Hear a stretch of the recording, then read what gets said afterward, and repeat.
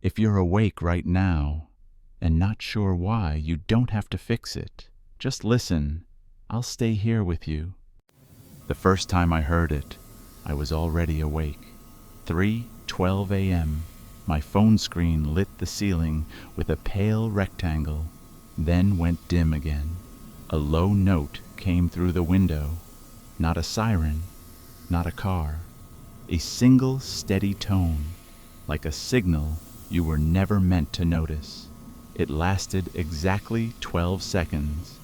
Then it stopped so cleanly, the silence felt edited. I held my breath without deciding to. The radiator ticked once.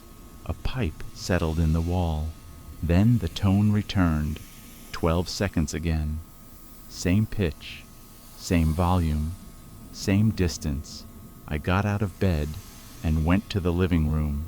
The streetlight outside my building looked normal, but the windows across the street did not. Every apartment was dark, except one. A narrow line of light showed under a door on the 7th floor. The tone began again, and this time it sounded closer. I stood in the living room with my socks gripping the cheap laminate floor. The air felt colder near the window, even though it was sealed. When the tone stopped, I heard something else. A soft click, not from my apartment, from the building itself. I waited for the next round. 12 seconds. Stop. Click. The click happened every time the tone ended, like a relay flipping, like something in the city was switching from one mode to another. I went to the kitchen and poured water I did not want. The faucet squeaked. The sound felt too loud, too personal. I checked the time again. 3:13 a.m. The tone did not return. Instead, there was a faint hum in the distance that had not been there before, a hum that seemed to come from below the street, from the parts of the city nobody visited unless something broke. I did not sleep after that. I watched my ceiling until the light went gray, and in the morning, the city behaved like nothing had happened. I work for the kind of company people forget exists. We maintain building systems, access control, fire panels, intercoms, elevator phones. Most calls are boring. A door that does not latch. A camera that points at the sky after a storm. A keypad with sticky numbers. 2 days after the tone, my dispatcher added a note to my schedule. Municipal job. After hours access. No tenant contact. The address was a downtown building I recognized by its shape. Old utility annex. Windowless from the street, with vents like gills and a service door that always looked damp. The work order description was one line. Audit tone event. Verify relay timing. I stared at that line for longer than I needed to, like it was a normal thing, like it had happened before. I drove there at 10:30 p.m. because the work order specified night testing, and because part of me wanted to prove I had imagined the whole thing. The annex had a keypad on the service door. No brand name, no logo. Just metal and numbers worn smooth. My badge worked anyway. Inside, the air was stale and cool, like a basement that never warmed up. The lights were fluorescent and tired. They did not flicker. They simply looked reluctant. A hallway led to a stairwell. A sign on the wall read, "Staff only." The letters were printed cleanly, but the sign itself was too new for the building. I followed the hallway to a small office with a desk that had no personal items, no coffee ring, no pen. On the desk sat a binder, no title, just gray plastic and a blank label strip. I opened it. Quiet hours. Protocol. Start time 0, 0, 0, 0. Test tone 0, 3, 12. Relay. Confirmation required. Underneath were rules, printed in plain black text. Do not open street-facing windows during quiet hours. Do not use personal devices to record the test tone. Do not respond to voice prompts during the relay cycle. If a name is spoken, do not acknowledge it. I read the last line twice. My throat went dry. I flipped to the next page. There were entries in neat handwriting. Dates, times, initials. Most lines were routine. Tone verified. Relay clicked. No anomalies. Then I saw one entry circled in red ink. March 18th, 03:12. Voice prompt observed. Name used. Subject responded. Under it, a note. Subject relocated. No explanation. No details. I turned the page again and saw a section labeled Compliance Questions. It looked like a survey, except it was written for someone who did not know they were being surveyed. Did you look outside during the test tone? Did you attempt to record the sound? Did you hear a click after the tone ended? Did the building feel colder? Did you notice a single lit window across the street? The last question made my stomach tighten, because it was my night, printed like a known variable. I heard a small sound behind me, a plastic tap, like a binder ring shifting. I did not turn around right away. I made my hands slow on purpose. I kept my eyes on the page. Then I turned my head. The office was empty, but the fluorescent light above the doorway had brightened slightly, as if someone had adjusted a dimmer that did not exist. My radio crackled once. No voice, just a soft breath of static. I shut the binder. I told myself I would get the relay timing and leave. The relay panel was in a utility room down the hall. The door had a simple handle, no lock. Inside, the room smelled like warm dust and metal. A row of gray boxes lined the wall, each one labeled with a number that meant nothing to me. One box had a small sticker, Test Tone Relay. I crouched and listened. The hum from the night I heard the tone was here, quiet and constant, like a distant generator. I set my phone on the floor, screen down, not recording. I kept my hands where I could see them. Then I waited. When the tone came, it did not come from outside. It came from the wall.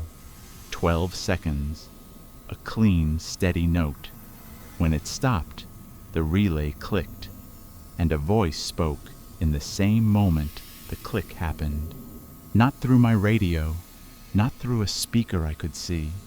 A voice from the wall, calm and close, like someone leaning in to whisper through drywall. It said my first name, once, just my name. I did not answer. I did not move. The tone returned. 12 seconds. Stop. Click. The voice spoke again, exactly as before. My name. I felt the instinct to correct it, to demand how it knew. That instinct was physical, like an itch, but the rule had been clear. If a name is spoken, do not acknowledge it. I stayed silent until the tone ended for the third time. Click. My name. Then a new line, delivered in the same neutral voice. Compliance pending. The fluorescent light overhead brightened again, and in the hallway outside the room, I heard a door open slowly. Not the utility room door. Something farther down. Something heavy. I left the utility room without running. Running would have made it feel real. Running would have meant I believed something was behind that sound. The hallway lights were steady. The annex looked the same, but the air had changed. There was a faint draft moving toward the stairwell, like the building was exhaling. I walked to the office and looked at the binder again, without touching it. I did not like the idea of leaving my fingerprints on those pages. The red circled entry stayed in my head. Voice prompt observed. Name used. Subject responded. Subject relocated. Relocated could mean anything. A new job, a different building, a different unit. Or it could mean someone removed from normal life the way a broken part is removed from a machine. I backed out of the office and headed for the service door. That was when my phone vibrated. A notification. No sound, just the faint buzzing in my pocket. When I pulled it out, the screen showed a system alert I had never seen before. Quiet hours. Notice. Do not approach street-facing glass during relay verification. My phone had no app that could send that. Underneath the notice was a timer. 03:15, counting down. I felt my shoulders rise, tense and high. I did not want to look at the timer. I did anyway. 03:14, 03:13. The countdown was not to midnight. It was to something else. I pushed the service door open. Outside, the city looked normal. Cars parked, streetlights on, but every window in every building on that block was dark, except one, a narrow line of light under a door. 7th floor, across the street, the same as the first night. The timer reached 3:12, and the test tone began again. This time it was loud enough to feel in my teeth, and the lit door across the street opened, just a crack. I stood on the sidewalk and kept my hand still. I did not step off the curb. The tone lasted 12 seconds. Stop. Click. The click came from the city itself, from streetlight poles, from traffic boxes, from anything that could hold a relay. The door across the street opened a little wider. No person appeared, just darkness behind it. The tone returned. 12 seconds. Stop. Click. I took one step backward into the shadow of the annex doorway. My phone vibrated again. Another notice. Observation window. Active. Remain within designated area. I did not have a designated area, unless the annex doorway was one. The crack of light under the door widened into a thin slice, like a blade laid flat. A figure should have stepped into that light. It did not. Instead, I saw something pale move along the floor inside the apartment, close to the threshold. Not a hand, not a foot, a shape like paper sliding. The tone ended again. Click. A voice spoke, not from the wall this time, but from somewhere between buildings. My name. I did not answer. The pale shape inside the doorway stopped moving. Then, very slowly, it retreated from the light. The door began to close. Not slammed, not rushed, as if whoever was inside had decided I had passed, or failed. I stood there until the tone stopped for the final time. Silence came back, like a curtain falling. The door shut completely. The one lit window went dark. My phone displayed one last line. Compliance logged. Then the notice disappeared, like it had never existed. I drove home with both hands locked on the wheel. I kept my eyes on the street, not the buildings. I told myself it was a municipal test, and I had been caught in a weird system, but my mouth tasted like metal. And when I parked, I noticed something on the inside of my windshield, a small square sticker, clear plastic, no writing, just a faint symbol in the shape of a circle with a line through it. It had not been there before. The next day, I called my dispatcher and asked who requested the work order. My voice sounded normal, which felt wrong. She paused, clicked her mouse, then said the order came from municipal facilities. I asked for a name. She gave me one, a person I had never heard of. I searched the name in our system. No profile, no email signature, no work history. I asked if she could forward the original request. She said there was no email. It came in through a portal. That was not unusual, except the portal was internal. Municipal facilities had their own maintenance staff. They did not send random contractors to do relay timing audits at 3:12 a.m.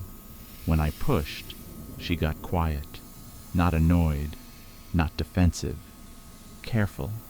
Then she said something I could not forget. People who ask too many questions about municipal work orders usually stop getting municipal work orders. Another municipal job was already scheduled for Friday night. Different address, same note, audit tone event, verify relay timing. I considered calling in sick. I considered deleting the job from my schedule and pretending I never saw it. Then I thought about the binder. Do not use personal devices to record the test tone. That meant they expected people to try. It meant they had seen it happen.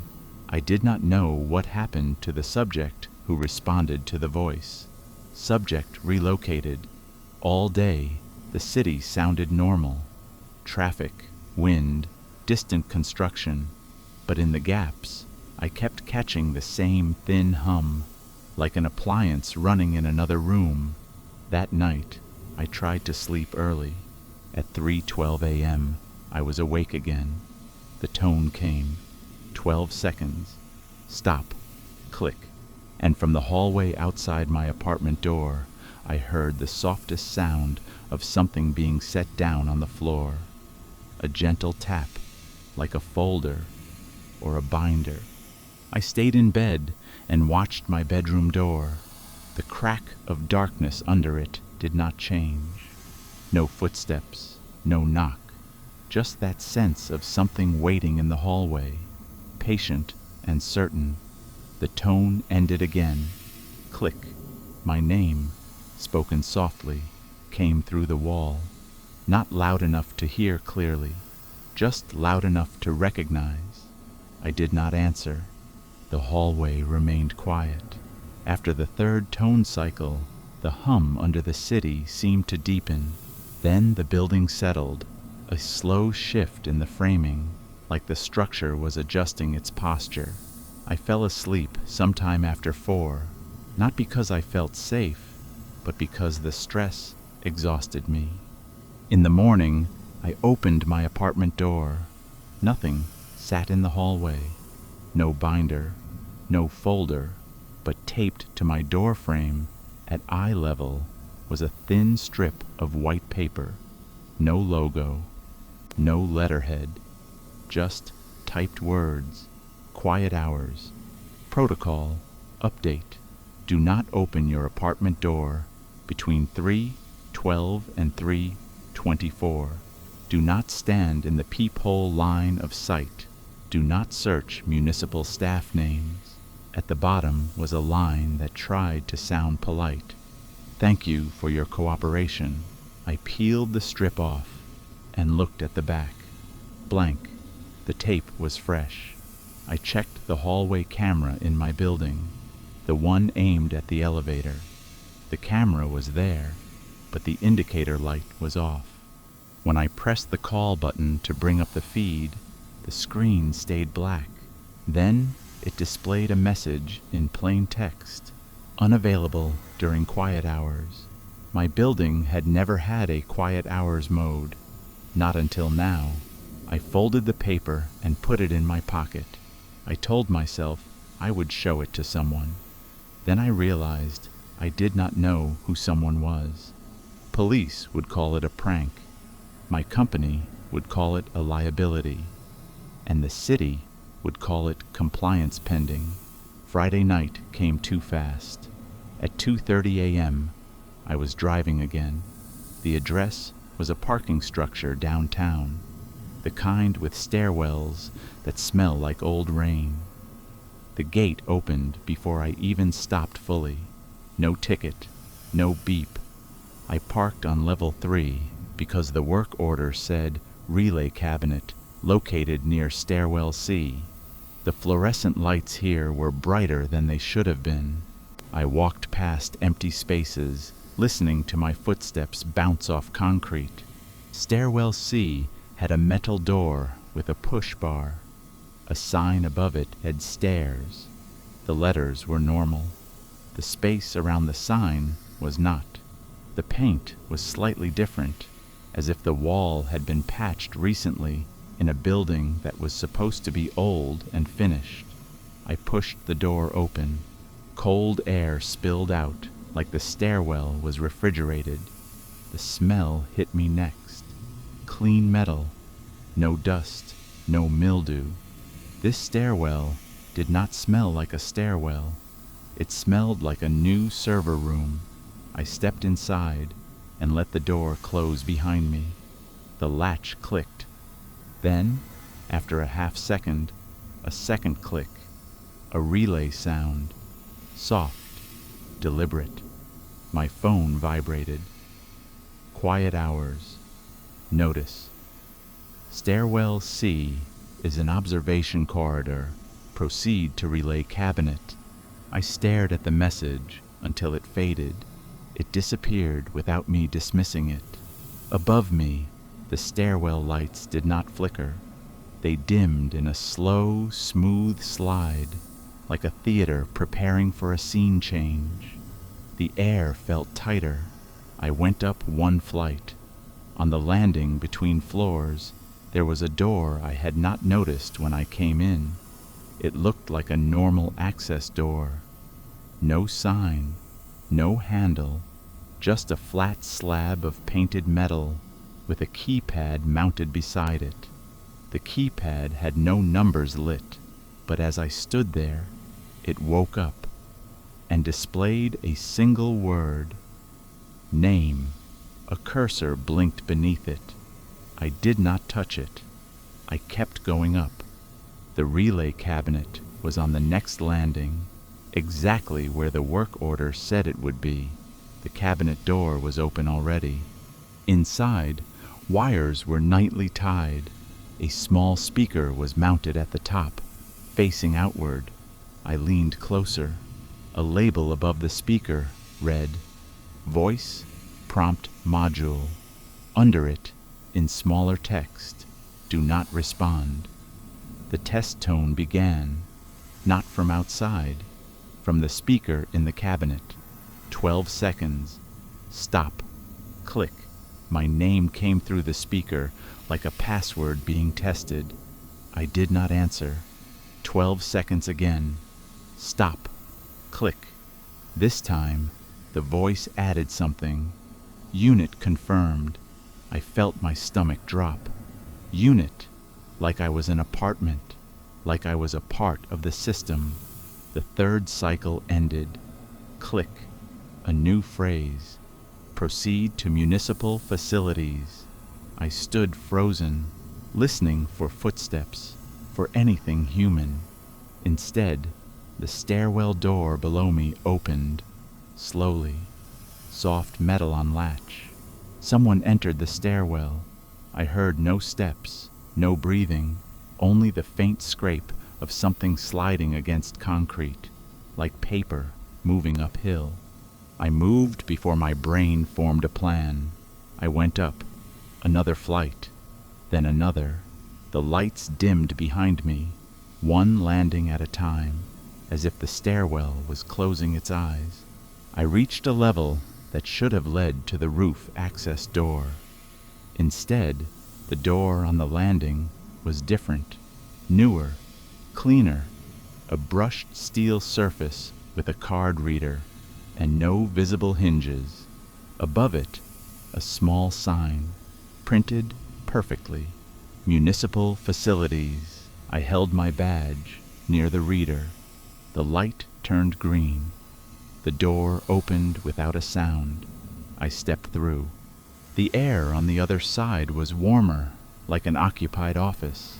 The hallway was narrow and carpeted in a dark gray that swallowed footsteps. The ceiling lights were recessed and evenly spaced, too perfect. There were no windows. Halfway down the hall, a desk sat against the wall. No receptionist, no computer, only a sign-in sheet and a pen. I walked to the desk and looked at the sheet. My name was already written on the next line. Date and time filled in. 3:10. Next to my name, in a column labeled Status, one word. Pending. I did not pick up the pen. On the desk beside the sheet, there was a small plastic badge, plain white, a clip at the top.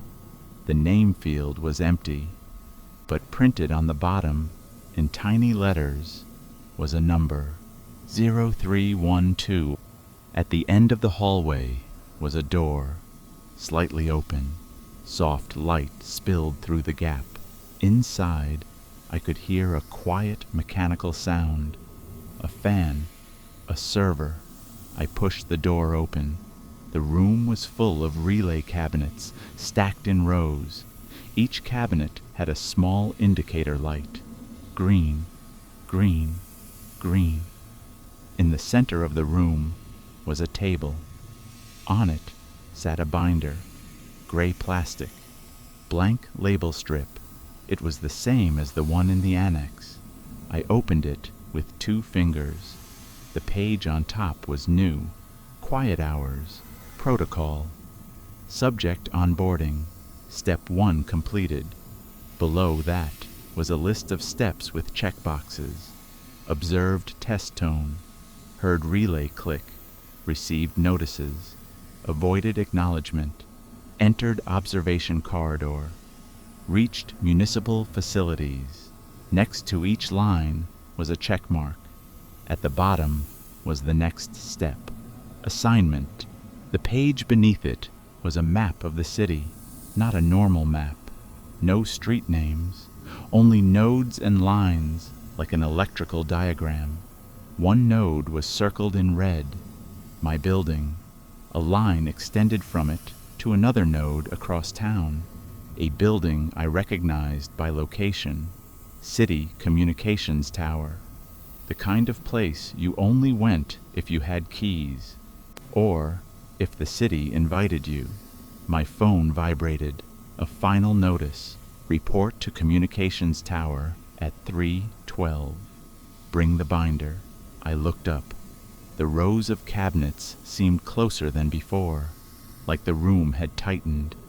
The fan noise deepened. In the far corner, behind a cabinet, I saw the edge of something pale.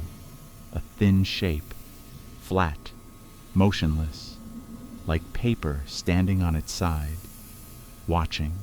I closed the binder and carried it out without looking behind the cabinets again. The door back to the stairwell was still open. The hallway behind it looked unchanged. But when I stepped through, the stairwell was not the same stairwell I had climbed. The air smelled different, not cold metal, old concrete and faint urine, like a normal parking structure. The lights were harsh and uneven. The perfect dimming effect was gone. I went down 2 flights too quickly, my hand sliding along the rail. At level 3, I pushed the door back into the garage. The garage was empty. My van was where I left it. Everything was normal enough to make my head spin. I put the binder on the passenger seat. The plastic cover made a soft sound against the fabric. I drove home, checking mirrors, checking windows. No one followed, and yet I felt followed, like a sensation, like an idea. At home, I set the binder on my kitchen table. I did not open it again. I sat in a chair and waited for 3:12, like it was an appointment I could not miss. At 3:11, my building went quiet in a way I had never noticed before. Even the refrigerator hum seemed to fade. At 3:12, the tone came, softer now, as if it was inside the walls. 12 seconds. Stop. Click. Then, from the binder itself, I heard a sound. Paper shifting, like someone turning a page without touching it. I did not move. The binder cover lifted slightly, as if a breath had gotten under it. Then a page slid forward until it was visible. A single sheet, printed like the protocol strips. Assignment confirmed. You have been selected for relay continuity. Proceed to communications tower. Do not inform building residents.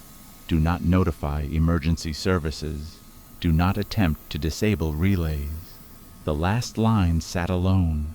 The city does not repeat instructions. I sat very still until the tone cycle ended. The page did not move again. The binder stayed open, one sheet displayed like a warning sign. My phone lit up. A timer. 03:12. Counting down. This time, it was counting down to tomorrow night, and the timer had no off switch. I understood then that this was not a test. It was a schedule, and my name was in it. I went to work the next day and tried to act normal. My hands shook when I filled out the paperwork. I drank coffee that tasted like nothing. The city outside my office window looked bright and harmless, but every time a traffic light changed, I noticed the same clean pause, a fraction of hesitation, like a relay deciding. That evening, I packed tools I did not need, a flashlight, a spare badge lanyard, a small screwdriver I kept telling myself was for comfort. I left my apartment at 2:20 a.m. I did not tell anyone where I was going. I took the binder with me. It felt heavier than paper should feel. The communications tower sits on a raised patch of land behind fencing and gravel.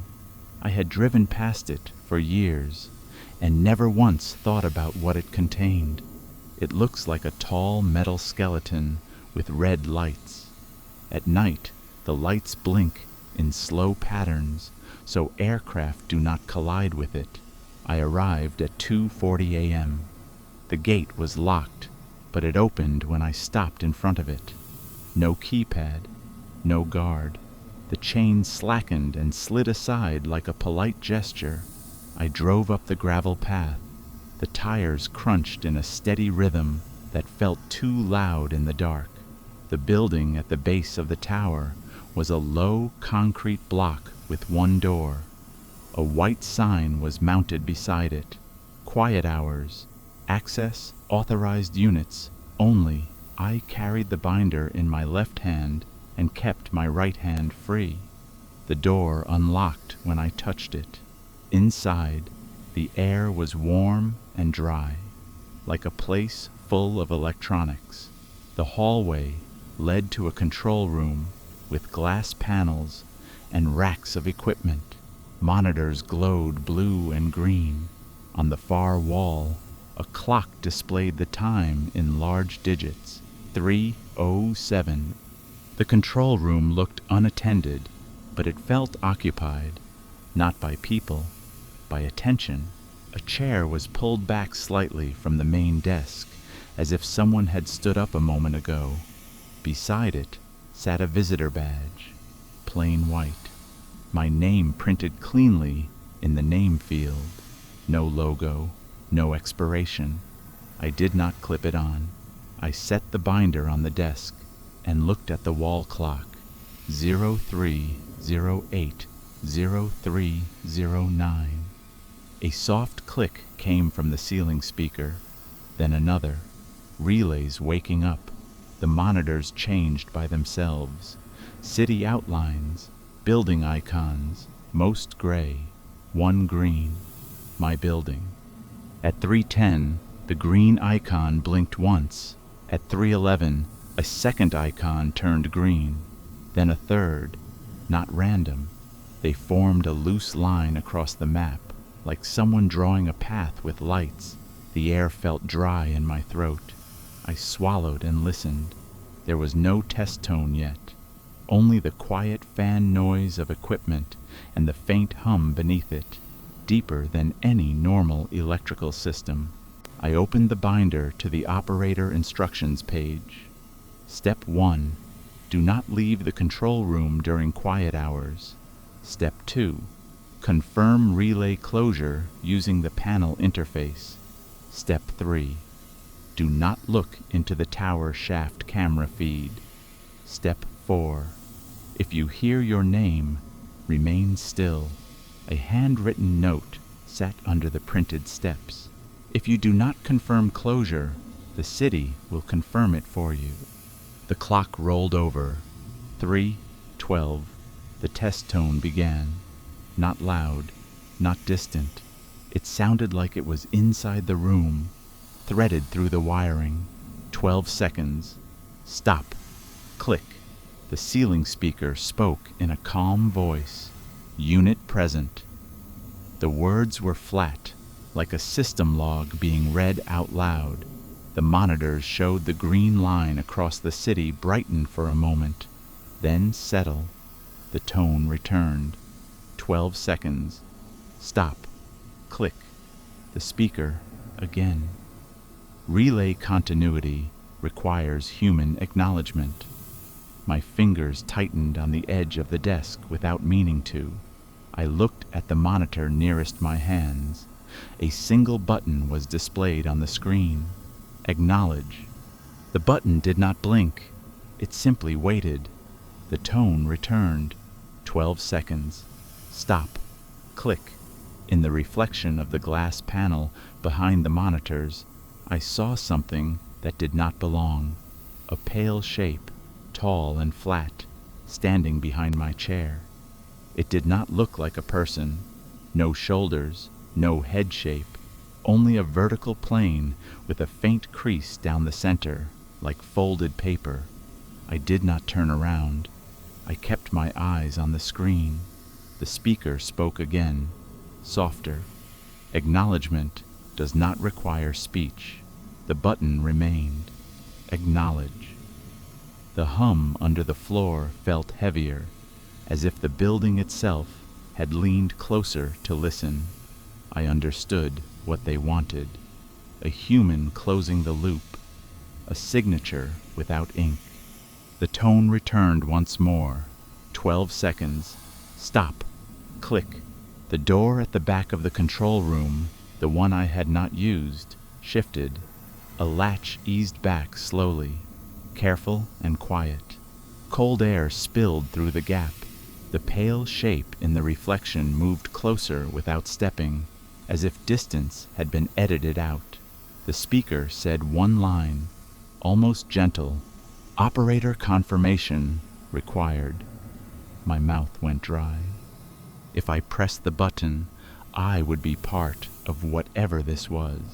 If I did not, the note in the binder promised another kind of confirmation.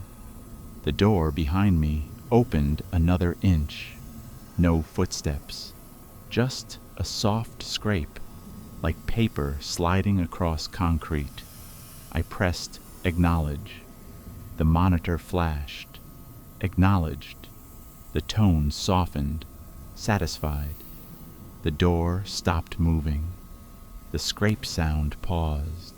Then the latch clicked again as the door closed slowly, as if the room had decided to keep its contents. The control room returned to its warm electronic hum.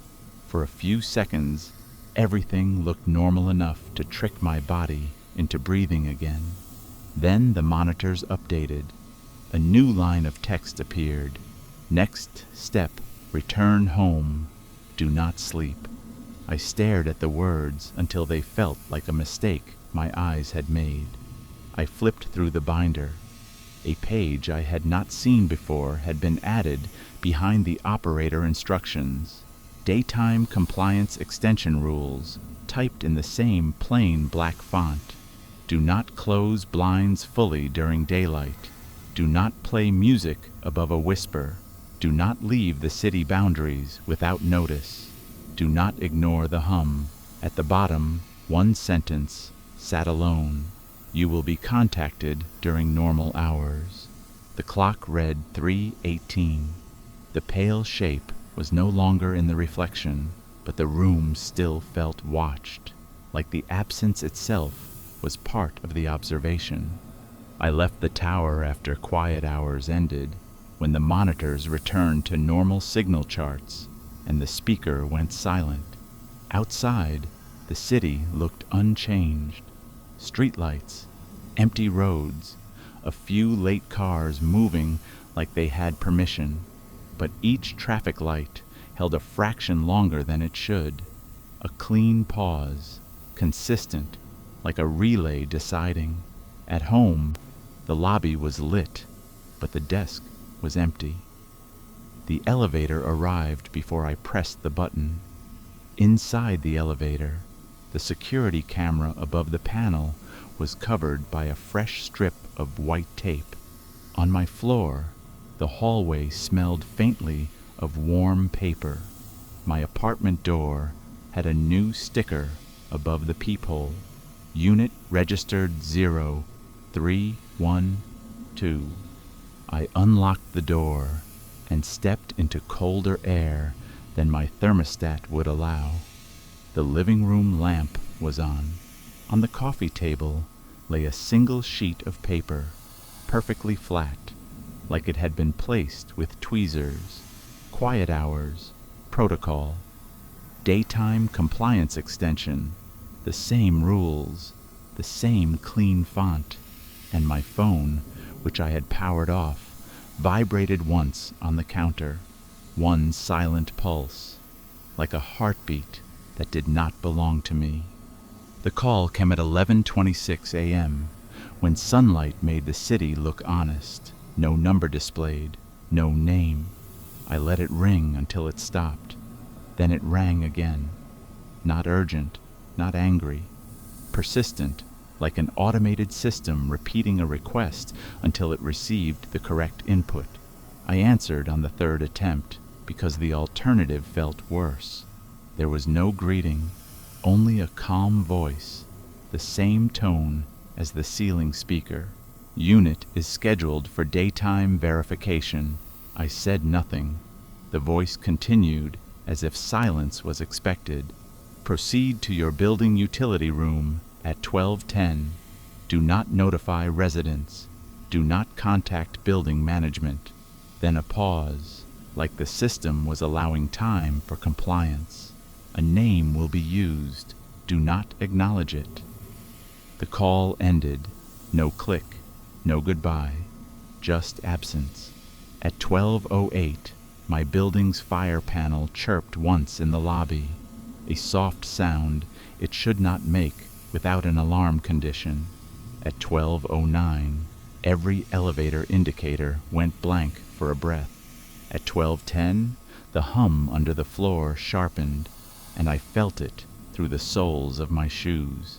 I went to the utility room because the city had already proven it could open gates without keys, and because I had begun to understand something simple. The rules were not for my safety. They were for the city's stability, and I was being used to keep it stable.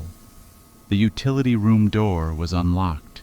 Inside, the air was warmer than the hallway and smelled of dust, metal, and faint ozone. The relay panel sat where it always had, but the panel cover was open. Inside, a small speaker had been mounted neatly at the top, as if it had always belonged there. A label above it read, in clean print, Voice. Prompt module. Under it, smaller. Do not respond. I stood close enough to see the wiring. New ties, new routing. Someone had done careful work. The speaker clicked. Then the voice came, calm and close. My name, once. I stayed still. The voice repeated the name. Same pace, same volume. Then it changed, shifting to a name I did not recognize. A neighbor's name, maybe. Or a name pulled from a list the building used for mailboxes. It spoke that name twice, then a third time. In the hallway outside the utility room, something moved. Not a footstep, a soft scrape. Like paper sliding along paint. The speaker said a final line. Verification running. The room temperature dropped slightly, enough for my skin to notice, and in the silence, I understood the trap. If I acknowledged my own name, I would be relocated. If I acknowledged someone else's name, I would be volunteering them into the schedule. I kept my mouth closed until the speaker clicked off. The scrape in the hallway stopped. Then, very gently, the utility room door began to close by itself. Slow, careful, like the building was learning to hold its breath. The utility room door closed until the latch touched, then stopped. It did not click shut. It hovered in that last millimeter, like the building was waiting for a decision. I didn't touch the handle. I stood with my hands at my sides and listened. The hum under the floor was sharper now, as if a hidden motor had shifted into a higher gear. The air felt thinner. From the speaker, a soft tick. Not the relay. A smaller sound, like a microphone opening. The voice spoke again, calm and close. Unit verified, daytime cycle complete. The temperature rose back to normal, slow as a hand leaving your skin. In the hallway, the scrape sound drifted away. Not fast, not slow. Then the door clicked shut by itself. A clean final sound. When I opened it, the hallway was empty. No shadow, no person, only a strip of white paper taped to the wall outside the utility room, level with my eyes. Do not remain near utility access points after verification. I walked back to my apartment and tried to treat the day like it belonged to me. I made coffee. I answered 2 emails. I watched sunlight move across my kitchen tile. Every normal action felt like a performance. At 2 p.m., my phone displayed a notification with no app name. Compliance Quality Review Unit should demonstrate routine stability. Below it was a list of small instructions. Go outside once. Purchase 1 item. Return within 12 minutes. Do not speak to anyone you know.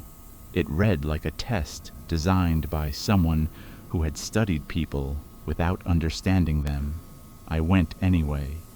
Outside, the city looked bright and ordinary, but the sound was wrong. Traffic noise was there, yet the gaps between cars felt too clean. I walked to the corner store and bought a bottle of water I did not need. The cashier nodded. I nodded back. As I stepped away, the store's door chime made a sound that was almost the test tone, but not quite. Close enough to make my teeth ache.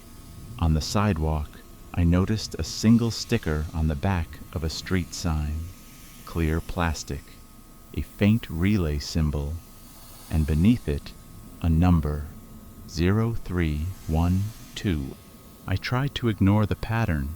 Patterns are what you see when you are tired and scared. But once I noticed the stickers, they were everywhere. under a bus stop bench, on the base of a streetlight, on the metal door of a utility box, always clear, always the same symbol. I kept my eyes forward and walked at a steady pace. 12 minutes. That was what the notice said. I returned to my building with 3 minutes left, as if the clock mattered to anything that could open gates without keys. In the lobby, the air was cool and still. The front desk chair was empty again. The elevator arrived before I pressed the button. Inside, the tape over the camera had been replaced. Fresh strip. Same placement. On my floor, the hallway lights dimmed slightly as I stepped out. Not a flicker. A smooth change. At my door, another paper strip waited, placed on the frame like a label on a file. Routine stability observed. Quiet hours will proceed as scheduled. Under it was one line. Prepare for contact at 2040. It was only 3:30 p.m. I could not decide which was worse, waiting for the contact or pretending it would not come. At 8:36 p.m., the hum under my apartment deepened. It was subtle, not louder, heavier, as if a large machine somewhere beneath the city had shifted its weight. At 8:40, my phone lit up without vibrating. The screen showed a single sentence. Look at your mailbox. I did not want to. I went anyway. The mail room was at the end of the lobby hall. A tight space with metal boxes and old flyers on a corkboard. My box was open. I had not checked mail in 2 days. I did not remember leaving it unlatched. Inside was no letter, only a thin plastic card, like a badge without branding. The number 2040 was printed on the bottom edge. In the center, one word, access. I held it between 2 fingers and felt static crackle against my skin. When I turned to leave, the mailroom light brightened slightly, like an eye widening. The hum in the hallway matched it. I walked back to the elevator and stood still until the doors opened. When the doors did, the elevator was already inside, waiting, and the button for the basement level, the one my building normally locks, was lit green. The basement smelled like damp concrete and old paint. I expected darkness and storage cages. Instead, the lights were on, bright and even, like someone had prepared the space. A new door had been installed at the far end of the corridor. Brushed steel. Card reader. No sign. I approached and held the access card near the reader. A soft chime. The light turned green. The door opened without sound. Beyond it was a narrow hallway I had never seen. Carpeted. Warm. The air smelled clean, like an office that gets vacuumed at night. Halfway down the hall was a wall-mounted camera. No lens visible. Just a smooth black circle. A small label beneath it. Observation point. I did not stop there. At the end of the hallway was a room with a table and 2 chairs. A binder sat on the table. Gray plastic, blank strip. Beside it was a simple device, like a doorbell button mounted to a base. A label on the base read, Acknowledge. The binder was open to a page titled, Contact Protocol. It was one sentence. Human contact will occur without faces. I sat down because standing felt like resistance, and resistance felt like a mistake. The room's overhead light dimmed by a fraction. Then the button device clicked, not pressed, just activated. The test tone began, low and close. 12 seconds. Stop. Click. And in the silence, A voice spoke from the corner of the room, calm as ever. "Do you understand your function?" I did not answer. The binder page shifted slightly, as if a draft had found it. A second sheet slid forward. Operator function is relay continuity. Operator function is response. Suppression, operator function, is name containment. The words sat on the page like definitions. The voice spoke again. Same tone, same pace. Acknowledge does not require speech. The acknowledge device glowed faintly, a soft white. The test tone returned. 12 seconds. Stop. Click. The voice said my name. Once. I stayed still. The voice continued, as if reading from a script. Acknowledgement confirms consent to continue service. Refusal triggers relocation review. Relocation again. The word was a wall. I stared at the device. If I pressed it, I was consenting. If I did not, I was being evaluated. I thought about my neighbors, about the names the speaker had tried earlier. Name containment. That was the clearest phrase on the page. The city was not hunting bodies. It was hunting responses. It wanted a clean system. A quiet loop. I pressed acknowledge. The light on the device went solid. The voice spoke one line, almost satisfied. Service continued. The overhead light returned to normal. The door behind me remained closed, but the air felt different, like a seal had been broken. As I stood up, a new paper strip slid out from a slot in the wall, printed and warm. Chapter 6 begins at 0000. Do not attempt sleep. The strip fell to the floor and lay there like a sentence that could not be unread. I took the strip upstairs and placed it on my kitchen table beside the binder. The paper was warm for too long, like it had been printed from something that never cooled down. At 11:58 p.m., the city outside my window grew softer, not quieter in the normal way, more controlled. At 12 o'clock, my phone displayed a new notice. Quiet hours. Active operator duties begin. The refrigerator hum faded. The building's usual creaks stopped. Even distant traffic sounded filtered, like a recording with the low frequencies removed. I sat on my couch and watched the clock on my microwave, because it felt safer to watch numbers than to watch the dark. At 12:06, the first change happened. A single streetlight across the road dimmed, then returned to normal. Not a flicker, a test.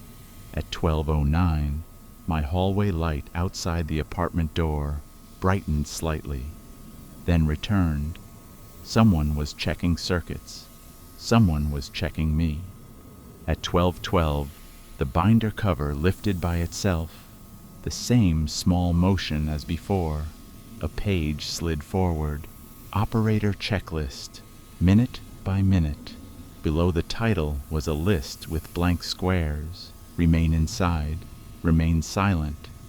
Do not approach windows. Do not use recording devices. Do not answer names. Confirm relay closure at 3:12. I read the last line twice. Confirm relay closure at 3:12. So tonight was not only observation. Tonight they expected my input again. At 12:20, a sound came from the hallway. Not footsteps, not a knock, a soft dragging, the same scrape I had heard in the stairwell. It moved past my door without stopping. Then a faint tap against the wall outside, like something touching paint to confirm where it was. I did not go to the peephole. The protocol had warned me. Do not stand in the peephole line of sight. I sat still, eyes on my hands, and waited for the scrape to fade. When it did, the hallway light dimmed back to its normal level. A test completed, a note taken. At 1:03 a.m., my phone vibrated once. A single pulse. The screen displayed only 2 words. Window check. I did not move. The notice remained for 10 seconds, then vanished. A second later, the test tone sounded outside. Very faint, as if someone had played it through a speaker buried under the street.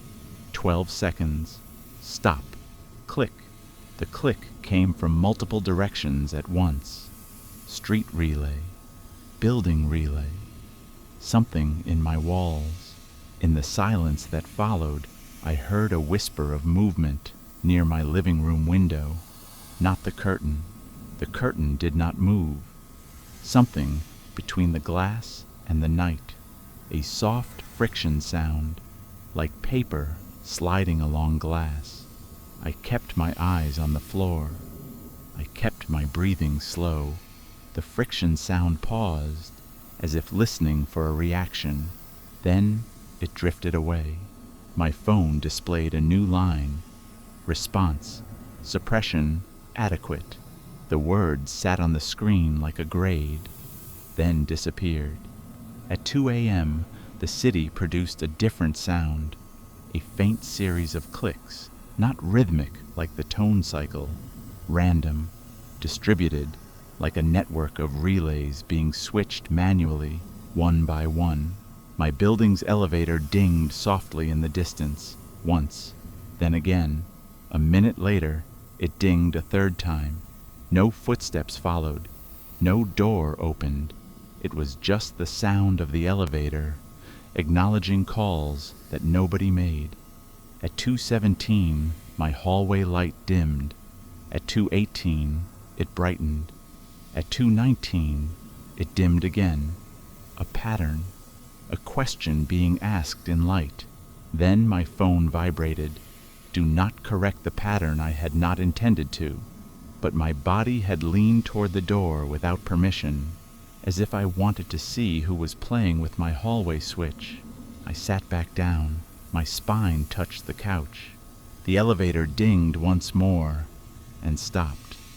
At 2:41, I heard my own name again, not from the wall speaker, not from the phone, from the hallway. Quiet, close. My name spoken like someone reading a label off a file. I did not answer. The voice repeated it, the same calm tone, the same pace. Then it added a new phrase. Unit, confirm presence. My stomach tightened. Presence. Like the city needed proof I was still inside my own apartment. My phone lit up with the familiar button. Acknowledge. It did not blink. It simply waited. The hallway voice repeated the phrase. Unit, confirm presence. I did not move. After 12 seconds, the test tone began again. Faint, but distinct. 12 seconds. Stop. Click.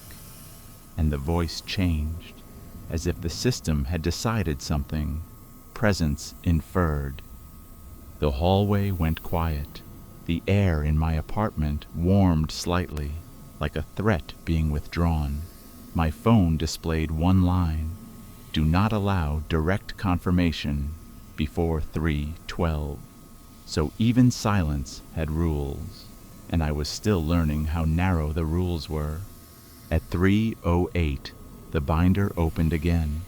A page slid forward with a clean printed title. Relay Closure Interface. Use phone screen. Do not speak. My phone lit up, even though I had not touched it. A new screen appeared, plain and bright.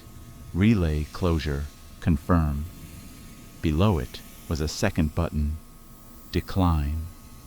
The presence of the second button felt cruel, like giving someone a choice when you already know the punishment for the wrong one. The hum under the city deepened. My walls felt slightly warmer, as if wires were drawing more load. The clock rolled. 3, 10, 3, 11. Outside, the streetlights held steady. Across the street, one apartment door on the 7th floor showed that thin line of light again. The same door, the same slit of brightness under it. At 3:12, the tone began, stronger now, threaded through the whole building.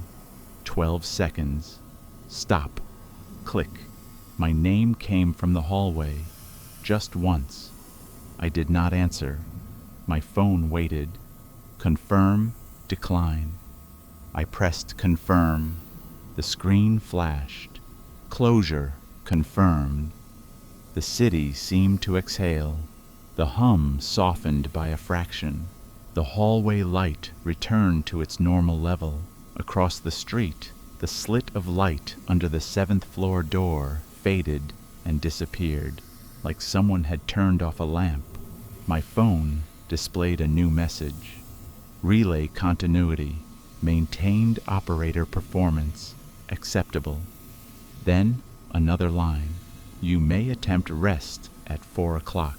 It was the first time the system had granted anything that sounded like permission, but permission from the city did not feel like kindness.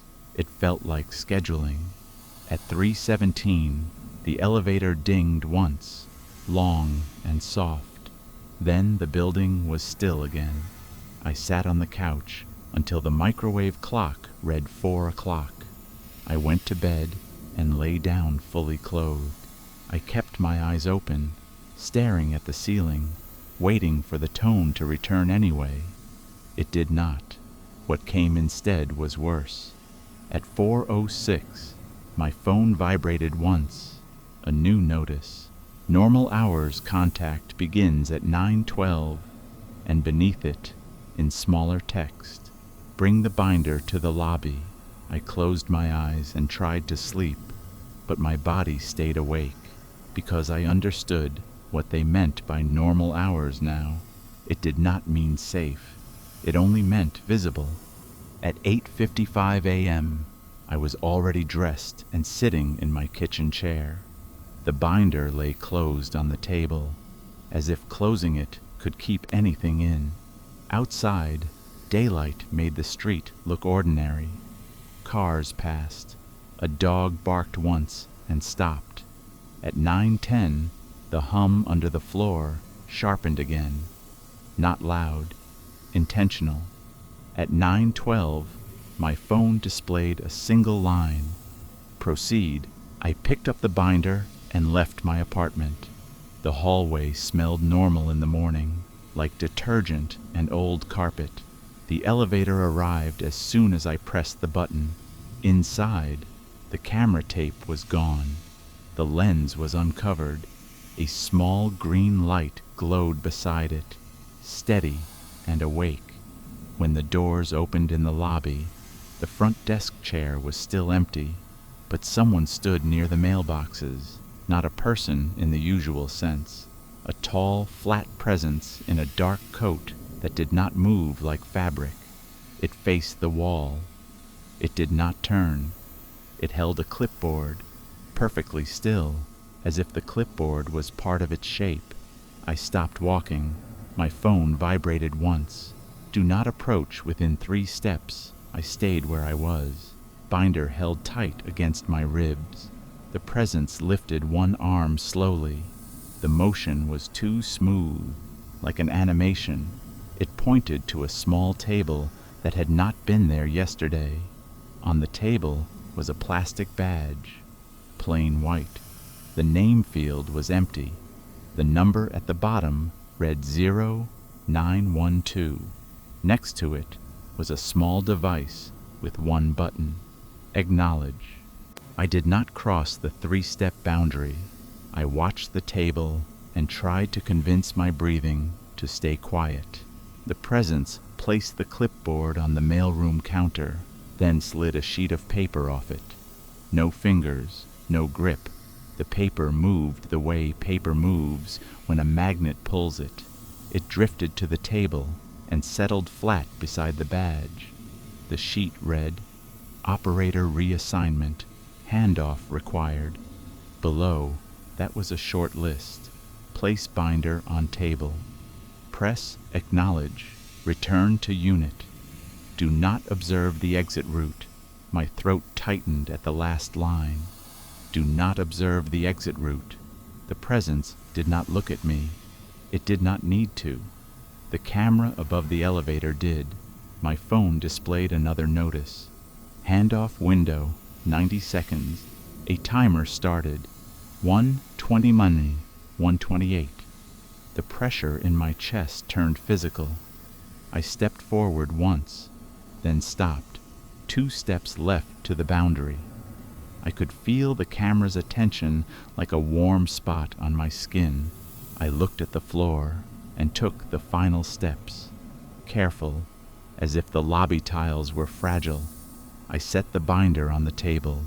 The plastic cover made a soft sound that felt too loud.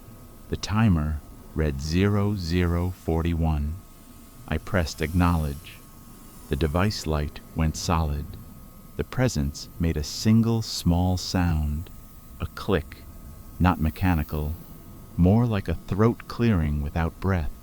The lobby lights dimmed for 1 clean second, then returned. My phone displayed, "Handoff complete. Return to unit. Do not look back." I turned and walked to the elevator. I did not look at the mailboxes. I did not look at the table. I did not look at the reflection in the glass doors. The elevator doors closed with a soft seal. As they shut, I heard the faintest sound from the lobby, paper sliding across tile, then silence. Upstairs, my hallway looked normal. No strips of paper on my doorframe, no new stickers. The unit registered label above my peephole was gone. Only a faint rectangle of cleaner paint remained, like something had been removed carefully. Inside my apartment, the air felt warmer, not comforting, occupied. My phone lit up with a final notice. Operator service terminated. Normal life recommended. I stared at the words until they felt like a joke the city was capable of telling. I walked to my living room window and stopped myself 1 step short.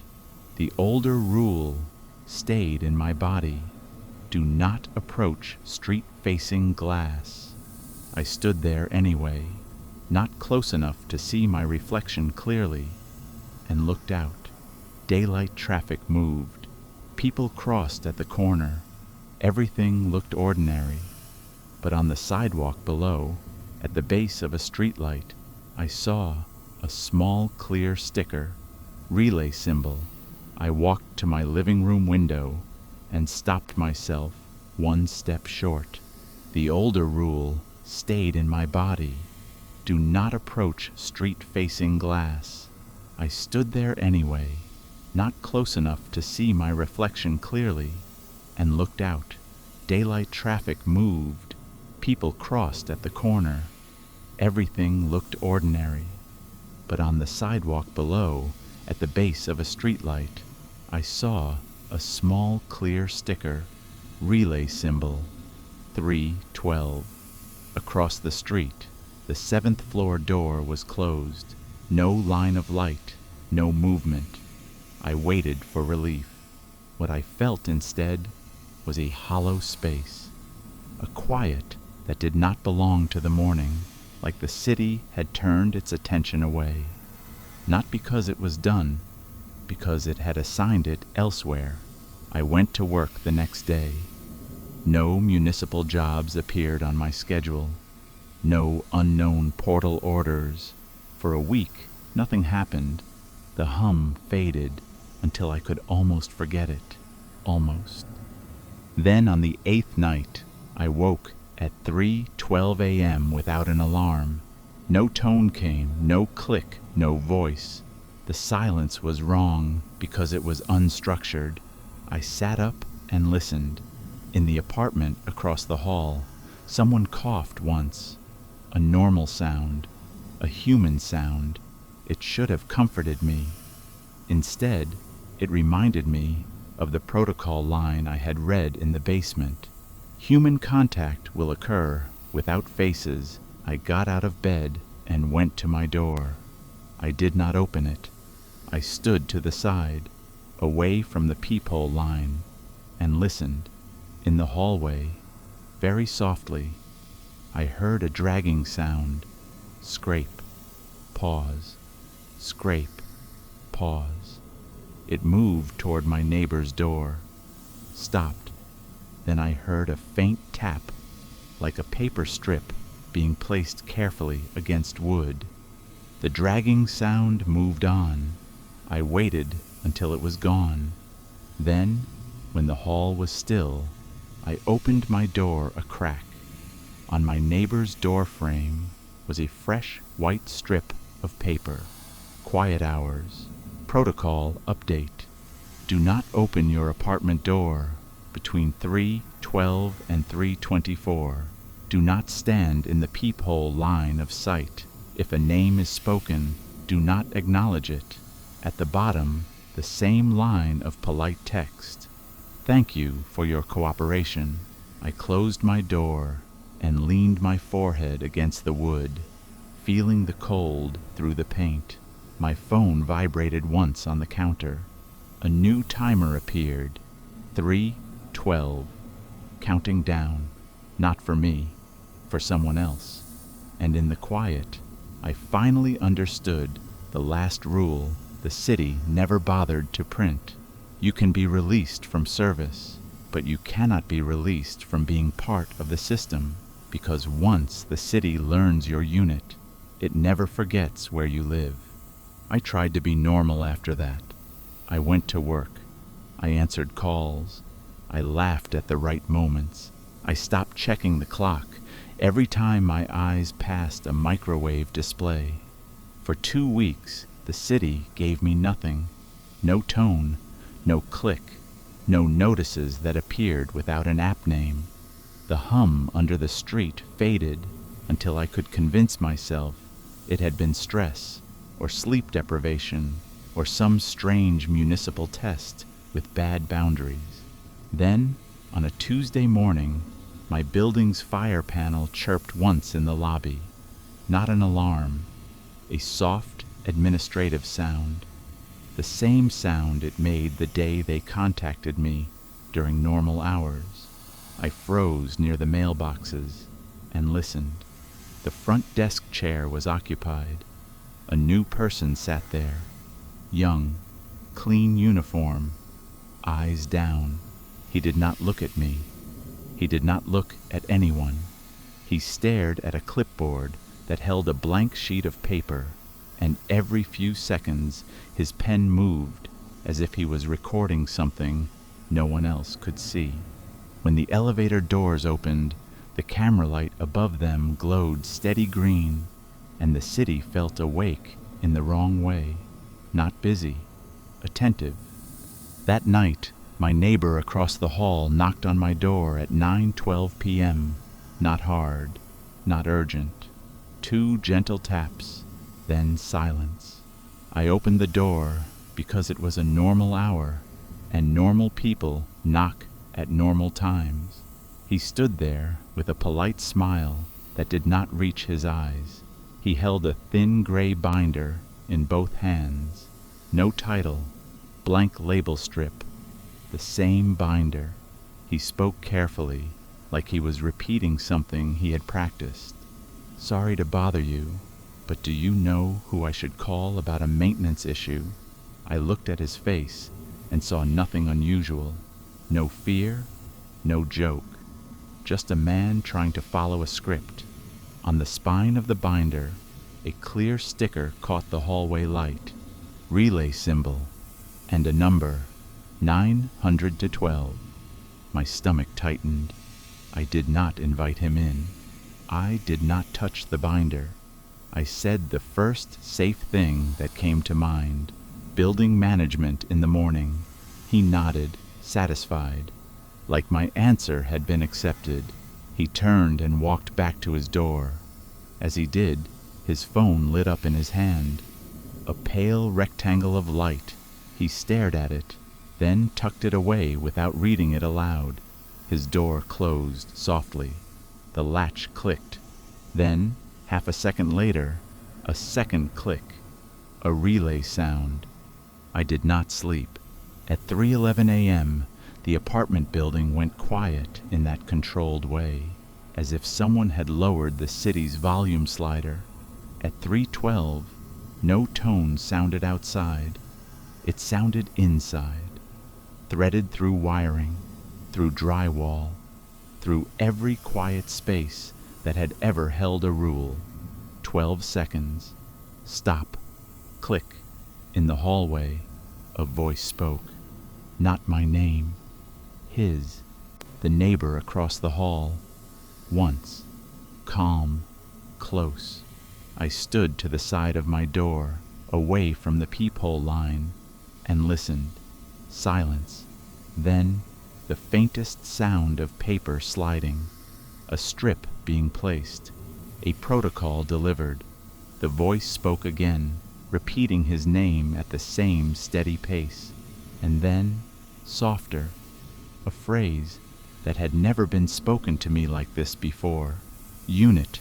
Confirm presence. I waited for him to answer. I prayed he would not.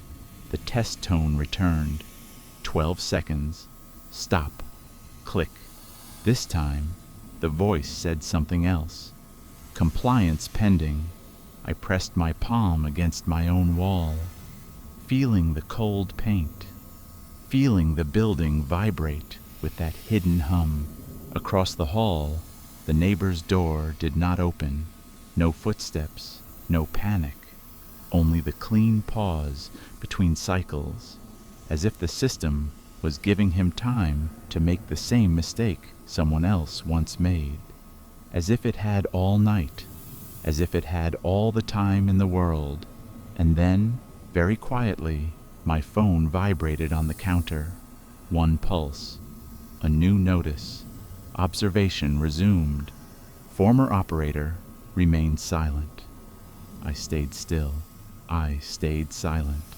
And in the dark, I understood the part nobody tells you when they say the city sleeps. It does not sleep.